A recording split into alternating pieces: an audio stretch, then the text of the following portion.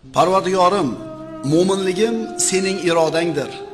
Iymon muhabbatini qalbimga solgan ham, meni kufrdan uzoq qilgan ham, mo'minlik baxtiga sazovor qilgan ham o'zingsan.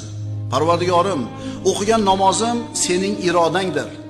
Namozni menga mahbub qilgan ham, namoz o'qish baxtiga muyassar qilgan ham o'zingsan.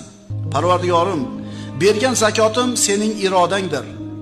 Baxillikdan najot bergan ham, zimmamdagi haqni ado etishga tavfiq bergan ham, zakot berish baxtiga muvaffaq qilgan ham o'zingsan.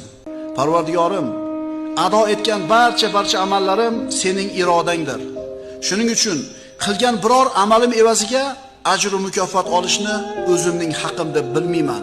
Balki bu amallarni ado etishimni iroda qilganing uchun senga hamd va sanolar aytishni zimmamdagi burchim deb bilaman.